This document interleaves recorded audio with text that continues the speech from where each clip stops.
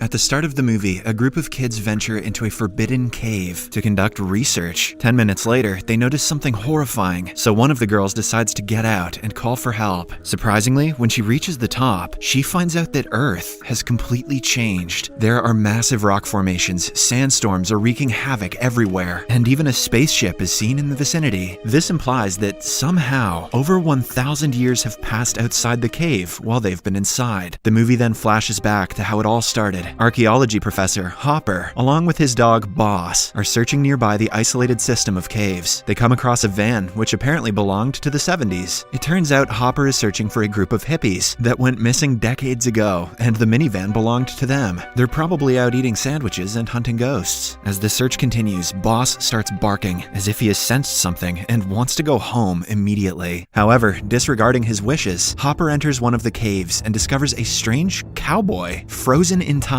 The man appears to be from a different era, which is evident from his clothing and gun. Taken aback, Hopper gets back in his car and drives back home. There, he is greeted by his two students, Taylor and Jackie, who are excited to start their new exploration trip. But to their dismay, Hopper tells them that the plan has changed, so he will be going alone now. Shortly after, he gathers all the necessary items and gets back to the cave. There, he discovers a strange layer that separates the atmosphere between the outside world and the cave. Although skeptical, Hopper enters the lair, and as soon as he does so, the frozen man starts moving. In the next scene, it has been 2 days since the students heard from their professor, so they decide to look for him. But since they don't own a vehicle, Taylor is forced to ask for help from a girl named Kara, who has a massive crush on him. Kara immediately agrees to bring her dad's Jeep, but only if she and her little sister Vives are also allowed to join in. To make matters worse, the archaeology students are compelled to take another kid, Furby, with them. Furby? As he and Vives are apparently shooting for their school project. After a while, the group arrives at the spot and discovers the abandoned minivan from before. On checking, they learn that the hippies the professor was looking for are none other than his parents. They ventured into the system of caves some decades back in search of the Fountain of Youth, but never returned. Then they discover a worn-out rope that leads them to a different part of the cave. Jackie follows the rope through a slender tunnel and finds out that it has been cut off. She also notices that the cave goes very deep, and it is possibly where the professor has been lost. Taylor asserts that the rope is too old to belong to Professor Hopper, but he nonetheless decides to get down and inspect the cave. The girls also decide to join him, while Furby is ordered to keep watch, as he is too scared of the dark. Come on, Furby, grow a pair. While climbing down the massive cave, Kara comes across the same strange barrier and informs Taylor that the temperature is different on either side of it. Despite this, they carry on with their descent until they finally reach the base of the cave. Following this, the movie cuts back to 2 days ago, when Professor Hopper has just entered the barrier. As he is slowly making his way through the cave, suddenly, he hears a scream from inside, followed by a terrifying howl. Alarmed, Hopper starts running back and reaches the entrance, where he notices the sunlight flickering in a strange manner. When he finally gets outside, it's already nighttime, despite him having been in the cave for merely 2 minutes. He then hurries to his truck but finds that it has been covered by overgrown plants. In fact, the whole area, which was once a desert, has been covered by dense forest, implying that decades have passed since Hopper entered the mysterious cave. Shortly after, he comes across Kara's dilapidated Jeep and Taylor's backpack, so he decides to get back into the cave to look for them. Back in the present, the group explores the cave until they hear the same terrifying howl that Hopper heard earlier. Scared that something is lurking in the dark, they decide to abandon their mission and head home. Jackie goes first, and as she is climbing, the rope is suddenly cut, causing her to fall from a decent height. As a result, she fractures her leg, while Taylor, who is trying to save her, breaks his arm. Then, Taylor tries to check on the second rope, but surprisingly, it has been cut as well. With this, they deduce that Furby has been messing around with them. An angry Taylor tries calling him from the radio, but the boy doesn't reply. By this time, the group has started panicking, and as they are brainstorming ideas to get out of the cave, a loud thud is heard in the background. It appears as if something fell from above. Scared, Taylor again tries to make contact via the radio, and this time a muffled voice replies, "Help me." Taylor asks about the man's identity, and to everyone's horror, it turns out to be Furby. When I was a kid, Furbies scared the shit out of me too. Left with no options, the group decides to venture further into the tunnel until they come across a place where the sky is visible. Surprisingly, just like Hopper had witnessed earlier, the sun keeps flickering continuously, as if day is turning into night in the fraction of a second. But despite this, the genius Taylor believes that Furby is playing another prank on them with his flashlight. Oh, okay, Taylor, sure buddy. However, to their horror, when they continue inspecting the place, they find Furby lying dead on the side. inside. His neck has been broken, and some nasty marks are visible on his face. The sight devastates the group, and they start fearing that someone is after them. When Taylor finds Furby's cut-off rope, they become sure of it. Fortunately, the group finds the little boy's GoPro still in working condition and decides to check what caused his demise. In the video, Furby is waiting for the group to return for days, but to no avail. He tries everything, calling them through the radio, screaming through every hole in the cave, and even throwing rocks for a hint, but never gets any response. When he gets bored, he wanders through the nearby area and comes across the hippies' minivan from the 70s, which has a journal inside of it. The journal mentions that the mysterious cave contains a fountain of youth, which can miraculously heal people or even bring the dead back to life. And this is the reason why Hopper's parents went into the cave, as his mom was suffering from a rare form of cancer. A few more days pass by and Furby has exhausted all his food and water supply. Assuming that his friends are dead, he decides to leave the place, but for that, he needs the Jeep keys from Taylor. Hence, he decides to climb down into the cave and retrieve them himself. But when he crosses the mysterious barrier, he notices the sky changing rapidly. Before he can make sense of the phenomenon, the rope snaps automatically, resulting in a deadly fall. This is the thud the group heard earlier. Once inside the cave, the radio starts working, so an injured Furby tries calling out for help, but unfortunately, this only draws the attention of some man-eaters, who arrive there and kill him mercilessly. The footage leaves the group in a state of shock, confusion, and sadness. They're perplexed as to how Furby spent days outside, while it has only been 30 minutes for them inside the cave. Now the group is desperate to get out of the place. Since Kara is the only one who is fit and not injured, she is tasked with free climbing her way out of the massive cave. Before leaving, Taylor hands her a beacon so that she can alert the authorities as soon as she gets a signal. After a bit of a struggle, Kara finally gets out of the cave, but what she notices leaves her dumbfounded. The area, which was once covered with dense green forest, has turned into an uninhabitable barren land, with sandstorms brewing in the distance. The oxygen supply is also very low, because of which Kara keeps on coughing. Scared, she climbs up to a rock and tries to get a signal on the beacon. As expected, Kara does not get any signal, but she notices a strange spaceship-like object floating in the distance, indicating that the time has moved on by several millennia. When she gets back into the cave, Taylor and the others are upset that she didn't even try. It turns out that while Kara was outside for a whole 30 minutes, only a few seconds have passed for the group inside the cave. Enraged that her efforts are not being appreciated, Kara shows her camera, which verifies her claim that she did in fact go outside. In the video, the strange deserted world and the massive sandstorms are all visible. Finally, Taylor deduces that, for some reason, the time inside the cave is slowed down, and every time the sun flickers, it means that one day has passed. Finally, about time these noobs figured that out. He adds that this is the reason why the ropes were being cut off, as the friction over the years made them fragile. Oh, I hadn't figured that out. Hearing all this, Vives decides to rewatch Furby's footage once again, and when she does, she discovers something shocking. In one of the frames, the sky is changing its color, with the dark sky being the winter and the light one summer. This concludes that every second inside the cave is not a day outside, but in fact, an entire year. The revelation terrifies the group, and they become even more desperate to escape. Once Kara gains her energy back, she again attempts to get out of the cave, but just then, a futuristic-looking ladder is thrown in out of nowhere. Then, a giant alien-like figure starts climbing down, prompting everyone to back off. When the alien reaches the cave, suddenly, a barbaric man-eater attacks him. A fight ensues between the two, but the giant alien easily subdues and ties up the man-eater with a high-end electronic device. Then he starts going after the group, causing them to flee in terror. After a while, Taylor and the gang arrive at a mysterious place where a group of man-eaters are devouring their recent victim. It appears to be the same cowboy from the start of the movie. Unfortunately, the man-eaters notice the humans and begin chasing after them. In order to buy others time to flee, Taylor makes the ultimate sacrifice and fights the beasts alone. Sadly, he is of no match, and the man-eaters brutally finish him off. Once they leave the place to chase after the others, Kara sneaks inside and is devastated to see Taylor laying dead. As she weeps in despair, the giant alien approaches the two and drags Taylor to a small pool of water, which appears to be the fountain of youth. Lo and behold, he comes back to life, and the myth which was always laughed at by others turns out to be real. But before the group can rejoice, the man-eaters return and start attacking the giant. This time they outnumber him and even manage to take his helmet off, which leaves the giant gasping for air. Luckily, before he can be finished off, Kara and Taylor help him out and eventually trap the man-eaters with his equipment. After the altercation, the couple tries to help the giant up to his feet, but they fail. It appears as if the oxygen inside the Earth's atmosphere is poisonous for him, causing his internal organs to fail. At the same time, Vives and Jackie also arrive there and notice the devastation lying around. Before dying, the giant displays a news report about the group's disappearance from several millennia ago. He also shows the many other clips which indicate that the living conditions on Earth have become uninhabitable, so the humans have left for another planet. A special spaceship called the Ark is responsible for transporting the humans, and it is the same object that Kara had seen earlier. After providing all this information, the giant passes away. In the next scene, as Taylor searches the cave for more clues, he suddenly comes across Professor Hopper lying injured on the floor, but what he sees next shocks him to the core. In front of him are several other layers of time, which move at even slower rates. In the first layer, Hopper's parents are frozen, while in deeper layers, several prehistoric men are fighting one another to seize the Fountain of Youth. Hopper then explains that the whole system of caves is designed to keep humans out and other organisms from using the Fountain of Youth. Taylor tries to escort him back to safety, but Hopper insists on staying there. Shortly after, Taylor returns back to his group and puts the dead Furby into the Fountain of Youth. Jackie also heals her injured leg there, but just as they are about to leave, the barbarians again surround them. With nowhere to go, the group decides to use the high-tech ladder from the alien. Kara goes first, but when she reaches the top, she finds out that the entrance has been filled with water. Suddenly, a creature yanks her up, much to the horror of the remaining group. Now, Taylor and the others are in a perilous situation. If they go up, the creatures will kill them, but if they back down, the barbarians will eat them. A few seconds later, a fully transformed Kara returns to the cave and pulls everyone with a high-tech rope. A while later, she also pulls Furby, Professor Hopper, and his parents. It turns out that the creatures that pulled Kara earlier are actually human beings that evolved with the change of time. And despite Kara having been gone for mere seconds in the cave, she in fact lived several years outside. In the final scene, the group is brought to the Ark, which is on its course to look for a new planet to live in. The Ark is being controlled by evolved creatures who speak a completely different language. The movie ends as the spaceship blasts into space, leaving the blue planet behind